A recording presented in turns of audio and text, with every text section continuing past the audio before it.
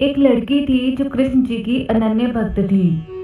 बचपन से ही कृष्ण भगवान का भजन करती थी। भक्ति करती थी और भक्ति करते करते बड़ी हो गई। भगवान की कृपा से उसका विवाह भी श्री धाम वृंदावन में किसी अच्छे घर में हो गया था।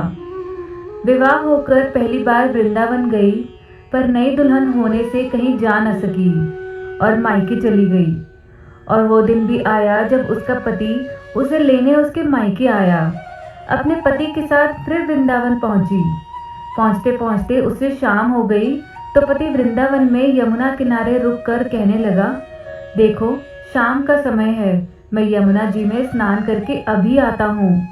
तुम इस पेड़ के नीचे बैठ जाओ और सामान की देखरेख करना, मैं थोड़े ही समय में आ जाऊंगा। यही सामने ही हूँ, कुछ लगे तो मुझे आवाज़ दे देना।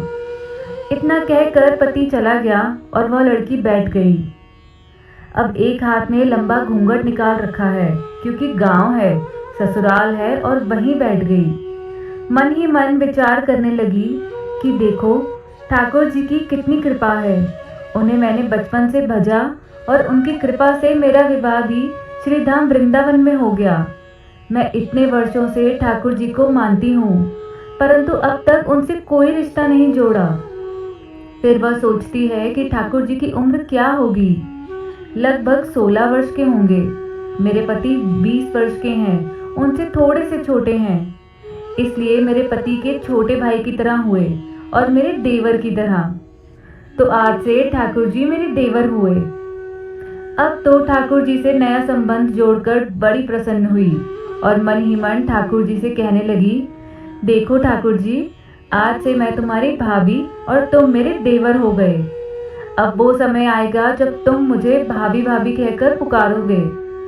इतना सोच ही रही थी कि तभी एक 10 से 15 वर्ष का बालक आया और उस लड़की से बोला, भाभी भाभी। लड़की अचानक अपने भाव से बाहर आई और सोचने लगी, वृंदावन में तो मैं नई हूँ, ये भाभी कहकर कौन बुला रहा है। नई थी इसलिए घूंघट उठाकर नहीं देखा कि गांव में किसी बड़े बूढ़े ने देख लिया तो बड़ी बदनामी होगी। अब वह बालक बार बार कहता, पर वह उत्तर न देती। बालक पास आया और बोला, भाभी तनिक अपना चेहरा तो दिखाई दे। अब वह सोचने लगी, अरे ये बालक तो बड़ी जिद कर रहा है, इसलिए कस के घूंघट पकड़कर बैठ गई कि कहीं घूंघट उठाकर देख ना ले। लेकिन उस बालक ने जबरदस्ती घूंघट उठाकर चेहरा देखा और भाग गया। थोड़ी देर में उसका पति आ गया और उस लड़की ने सारी बात अपने पति से कही। पति ने कहा, तुमने मुझे आवाज़ क्यों नहीं दी। लड़की बोली, वह तो इतने में भाग ही गया था। पति बोला, चिंता मत करो, वृंदावन बहुत बड़ा थोड़ी ना है, कभी किसी गली में खेलता मिल गया तो हड्डी पसली एक कर दूंगा, फिर कभी ऐसा नहीं कर सकेगा। तुम्हें जहाँ भी दिखे मुझे ज़रूर बताना। फिर दोनों घर गए और कुछ दिन बाद उसकी सास ने अपने बेटे से कहा, बेटा देख तेरा विवाह हो गया है और बहू मायके से भी आ गई, पर तुम दोनों अभी तक बांके बिहारी जी के दर्शन के लिए नहीं गए। कल जाकर बहू को दर्शन कराकर लाना। अब अगले दिन दोनों पति पत्नी ठाकुर जी के दर्शन के लिए मंदिर जाते हैं। मंदिर में बहुत भीड़ थी। लड़का कहने लगा, देखो तुम स्त्रियों के साथ आगे जाकर दर्शन करो, मैं भी आता हूँ। अब वह आगे गई पर घूंघट नहीं उठाया।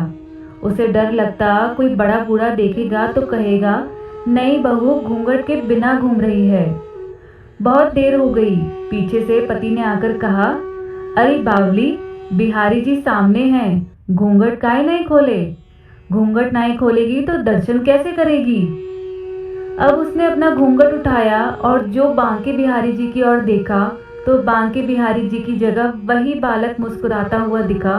तो वो एकदम से चिल्लाने लगी, सुनिए, जल्दी आओ जल्दी आओ। पति पीछे से भागा भागा आया और बोला, क्या हुआ। लड़की बोली, उस दिन जो मुझे भाभी भाभी कहकर भागा था वह बालक मिल गया।